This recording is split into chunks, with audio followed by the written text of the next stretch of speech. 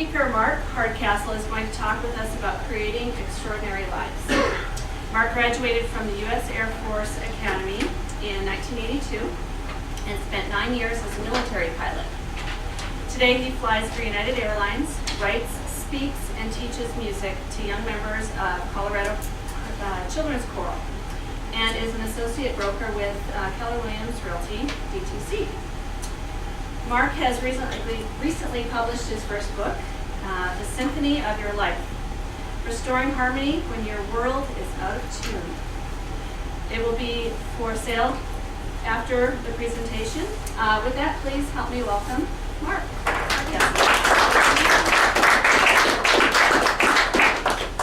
Would you like this? No, it's fine.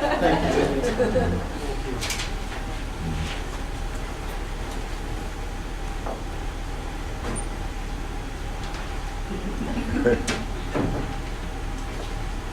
Why do you do what you do? So I had a chance to ask myself that question just over 2 years ago, May 18th of 2012. I was over in Moab, Utah with a bunch of my friends that go there every year riding mountain bikes. And we were on our first ride of the trip, happened to be the Porcupine Rim Trail. Any mountain bikers here? Do you know Moab? I know Moab. You know Moab? I Yeah. don't like that. Okay, but Porcupine Rim is a great trip, a great trail, not quite as famous as Slick Rock, but that was the one we chose for #1 of the trip. And we've been freewheeling down the slope for about 45 minutes. And at that point, the trail crosses a paved road. So I skipped up on the paved road, back down into the dirt on the other side. And that's when I noticed a little challenge in the trail. Didn't think much of it. It was just a little lip in the rocks. Didn't even slow down. But I do remember asking myself, Mark, are you going to go around that or are you going to jump it? And that's the last thing I remember from the ride. The next thing I remember is waking up, looking up at the clear blue sky, still on the trail, but wasn't on my bike anymore. Wasn't moving. In fact, I couldn't move my right arm. It was paralyzed. And I was about to find out that my neck was broken. Now, before I tell you how that worked out, I want to take just a moment to say thanks. First of all, to Tammy. Thank you so much for the leadership you provide to this office. Your leadership reputation precedes you. I just want to let you know that. And for being so easy to work with and so well organized and getting me here in front of these folks today and the opportunity to speak. It's been a pleasure working with you and your staff. Thank you for that. And for those of you who are here, I have to thank you as well. You know, Woody Allen says that 80% of success in life is showing up. One of the things I love about my work is that I get to come and speak to people like yourselves who show up. When I talked to my team leader down in Texas, Tony Carnesi, about coming to the other market centers here, he says, you know, Mark, if you go up and you talk to Tammy's group, you're going to find a bunch of folks who are there with their oars in the water. They're not a bunch of folks who are coasting. And I can see that Tony was right. And how do I know that? I mean, I just got here. I met a couple of you. But how do I know that? I can see, as I look around the room, that you are not at the beach. Oh, it's a tough crowd today. Oh, boy. Showed up. Yeah, thank you for that. So you're not at the bar. Is that better? All right. So you're the kind of folks that are doing the work. You're the kind of folks I like to hang out with. So thank you for that. Thank you for sharing some of your time with me today. So why am I here? What do I want to accomplish on your behalf today? I want to talk about 3 things. One, there is somebody in this room here who is maybe needs a little bit of encouragement. And I don't know why. Maybe it's a new agent who's a little bit overwhelmed. Maybe it's a buyer's agent who can't find that house for their first-time home buyers because the inventory is so tight. Whatever reason, there's somebody here who is in a place of challenge, and I want to provide some encouragement. There's somebody here who has done pretty well over the course of the last year. You got a few in the office here, right? But because of that, maybe you're just a little bit smug. Maybe if you think back in your heart of hearts, you think, well, you know, I didn't quite make my number that I wanted in 2014. I probably could have. But I'm going to give you a little bit of a challenge today. And there's somebody else here who maybe isn't quite sure why they're in the room. I'm going to try to provide a little bit of a sense of focus. Is that okay? Can we do that? Okay, good. So there I was, waking up on that trail. My nose and mouth filled with the dust of the Utah desert. And it was up to the next group of riders coming along to find me there in the trail and initiate the rescue. I wasn't by myself, but my group of riders were all down the hill. I'm an old guy, I ride slow. And so I was tailing Charlie. None of them even knew I'd fallen. So the next group came along, pulled out their cell phones, called 911, got an emergency response, and then chaos ensued. Involved getting the paramedics to me up on the trail, me onto the backboard, into the ambulance, down the hill to the Moab emergency room where he took the x-rays, found out about the broken neck. And then because x-rays don't tell us everything we need to know about soft tissue, all we knew was my neck was broken and my arm was paralyzed. So they thought, well, we better evacuate him up to Grand Junction, put him in an MRI machine. So they did that, wheeled me out to the helicopter, and strapped me down. The helicopter lifted off of Grand Junction. Well, this rescue that I described in less than a minute was chaotic. But as the helicopter lifted off, that sense of chaos sort of melted away. Because again, I was strapped down, couldn't move. It was too noisy in the helicopter for me to talk to the paramedics.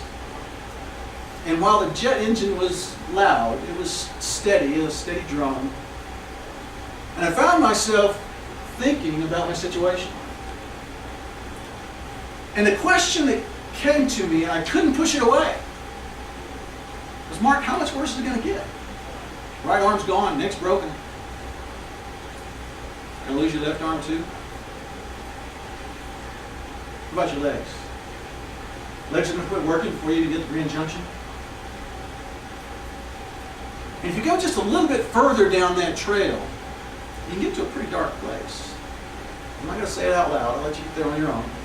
But suffice it to say that I understood for the first time on a gut level something I'd known in my head for my entire life. And that is that tomorrow is not promised. So why do you do what you do? Maybe more to the point, why are you doing today what you're doing today? Well, the helicopter touched down up there in Grand Junction. They wheeled me into the MRI machine, did the test, wheeled me back out. Neurosurgeon came over and said, yeah, Mark, no fooling. Neck's broken in 5 places. C5, 6, 7, T1, T2. That's the bad news. The good news is there's no spinal cord damage. How's that work? Neck broken in 5 places, no spinal cord damage? Sounds almost like the beginning of a bad joke, doesn't it? A man with a broken neck walks into a bar.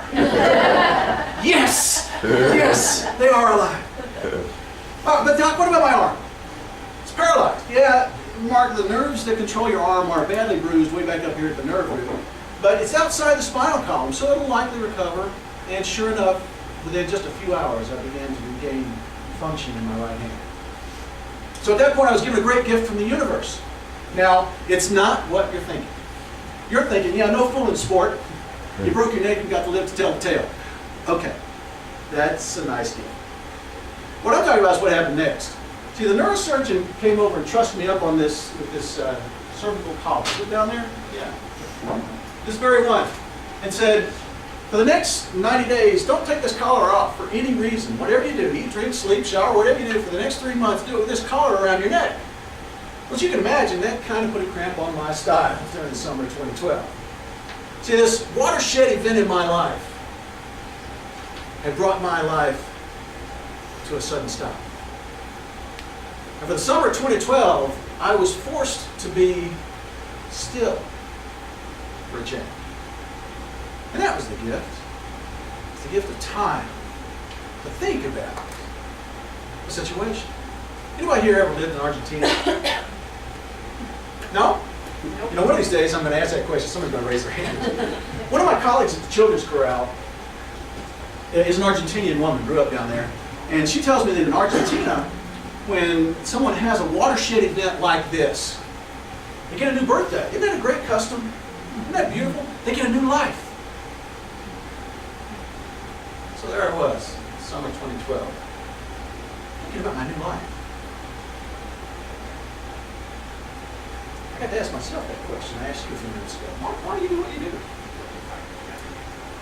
When you get back on your feet, and at that point we knew I was going to, you going to go back to your old life, business as usual?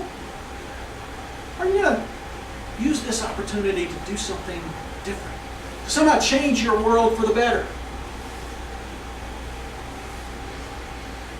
before I tell you how that worked out. Let me ask you. Everybody has them. What watershed event has occurred in your life recently? How are you responding? Because you see, folks, it's not about what happens in life. It's about how you respond. Well, I got it figured out. You know, you give a monkey 3 months and enough bananas, he'll figure it out. I think I'm at least as smart as an average monkey, maybe. But, you know, I want to change the direction just a little bit here. See, I already kind of know why you do what you do. Because you're all Keller Williams agents. That tells me something. Because at Keller Williams, you know, we're all about creating businesses worth owning, careers worth having, lives worth living. What I really want to know today is, how bad do you want it? How bad do you want that career worth having? How bad do you want to have that life worth living? How bad do you want to have that business worth owning? You know, I heard a speaker the other day. His name is Eric Thomas. He's like a Southern Baptist preacher, and you'll appreciate that a little bit more here in just a minute. But he tells this story about this young real estate agent, brand new, freshly minted, had his license. Who was it that didn't have their license? This guy had his license, walked into the team leader's office and says, "Hey, I'm brand new. I want to be successful in real estate. Can you help me?" And what was your response? Absolutely. Absolutely. Meet me at the beach at 4 o'clock tomorrow morning. No, Tammy, maybe you don't understand. I don't want to go for a swim. I want to be successful in real estate. Can you help me with that? Absolutely. Absolutely. Meet me at the beach at 4 o'clock tomorrow morning. That's what you do, isn't that what you say? Meet me at the beach at 4 o'clock tomorrow morning. So, okay, I give up. I'll be trainable. I'll meet her at the beach tomorrow morning at 4 a.m. 4 a.m. he shows up in his business suit. Not in a bathing suit. He didn't want to go for a swim. Tammy asked him again, "You sure you want to be successful?" "Absolutely. Come with me." Tammy took him by the hand, walked him out into the water, neck deep. "Okay, it's not too late. I'm going to ask you one more time. You want to be successful in real estate? Are you sure? If you give me the wrong answer, well, I'm not even going to say that. If you're not sure, it's not too late. We'll go back to the beach." He says, "No, I want to be successful in real estate." Team leader grabs him by the shoulders, threw him down into the water like he was being baptized in a Southern Baptist church, held him down, caught him totally by surprise, had no idea it was coming.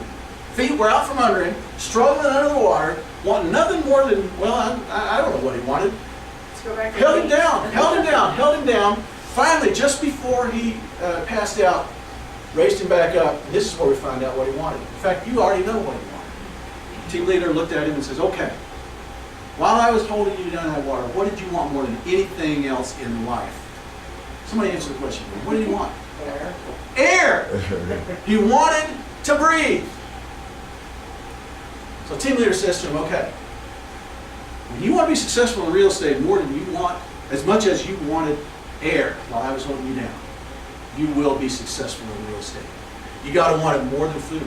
You got to want it more than sleep. You got to want it more than you want to stay away from that telephone. You want it that bad, you will have success in real estate." As I look around the room, I can see it in your eyes. Every one of you wants it that bad. What I don't know yet is, how long can you go before that success is within your grasp? What are you going to do when you get tired? When I was at the Air Force Academy, I had a chance to go to the Army's parachute training jump school. We learned how to jump out of airplanes. Now, it's true that when you come down underneath the parachute, you come down slower than if you didn't have a parachute. Oh my goodness. I almost always get a laugh from that one. But even when you come down underneath the parachute, you can still hit the ground pretty hard. If you're not in good physical condition, you can be injured. So one of the things that jump masters really want to do during jump school is get everybody in good shape. So there I was that summer, South Georgia. It was hot, let me tell you. I did a lot of push-ups.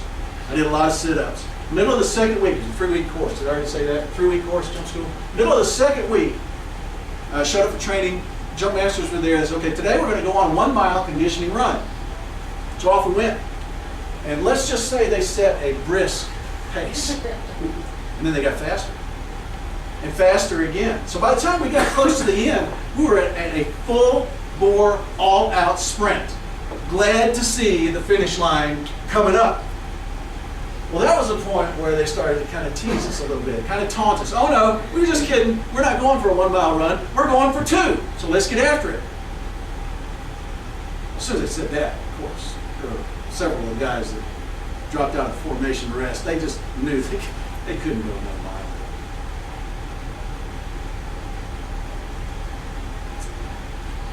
Those of us kept running with another 100 yards. Called us to a halt. Let us stop, catch our breath. They didn't say anything as we walked back to join our friends who'd given up just a few yards short of the end. Letting the lesson of the day become self-evident, weren't they? If you believe you can keep going as long as you need to, you're probably right. If you believe you can't, you're probably right about that too. It's always mind over matter.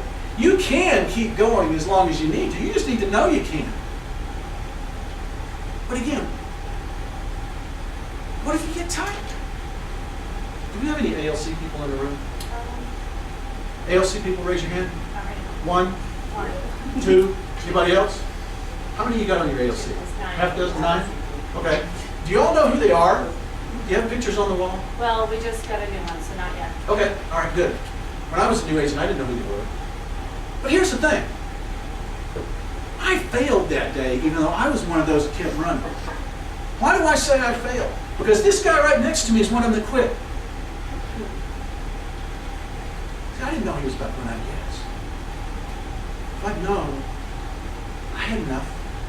I grabbed him, pulled him along. WI 4 C's, 2 T's, teamwork. Together, we all achieve more. Could have pulled him along. I didn't know if I could go the whole way. All I knew is I could go 10 more steps. I could bring him with me 10 steps. So here's my challenge to you. Those of you who are not on the ALC. Those of you who are new agents. You're going to get tired. Real estate is hard work. You're going to be well compensated if you keep going. But it's going to be hard. And when you feel like you can't knock on one more door, when you feel like you can't make one more phone call, I challenge you. Call Tammy. Call Matthew.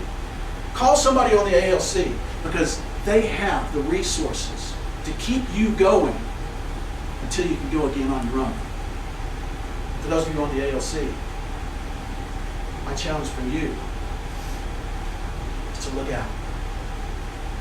When I was running there in that formation, he didn't tell me he was about to quit. I didn't know. If he'd have told me, I could have brought him along. But I was so busy with my own searing lungs that I wasn't watching. So those of you on the ALC, I know you're sprinting just like everybody else in the room. Your lungs are burning because you're working hard.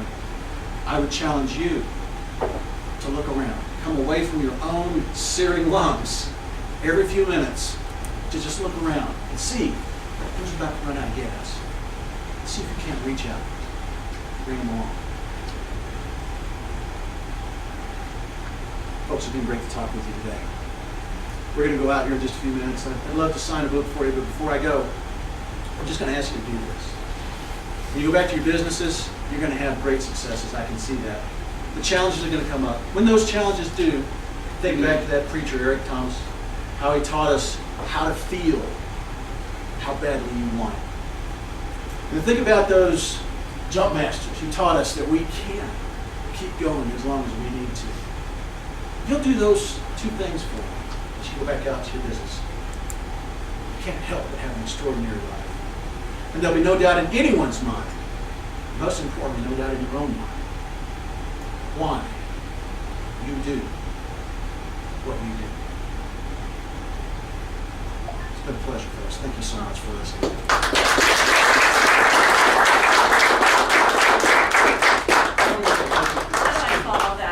Well, that's going to be easy, but let's, we talked about this before. I just want to make sure it's still okay. I'm going to go out and sign books here in a few minutes. I'd love to put one in everybody's hand. Would it be okay if I took 20% of the gross sales from book signing today and donated it back to KW Cares here in this I don't know, office? should we take a vote? Is Is that that okay? still okay? Absolutely. Can we do that? All right, Thank great. you, Mark. Thank you, Timmy. Thank you so much. Tammy and I will be dunking people in water after the team meeting, so feel free to look at us. That's a great analogy. The new listeners ready? Sure. Awesome.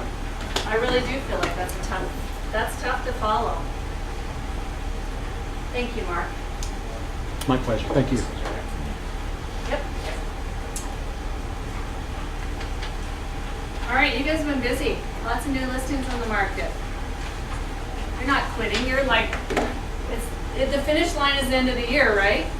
Not for you guys. Keep going. Finish well, finish hard. We'll just leave it like that. Okay. The two-screen thing, it kind of messes. Okay.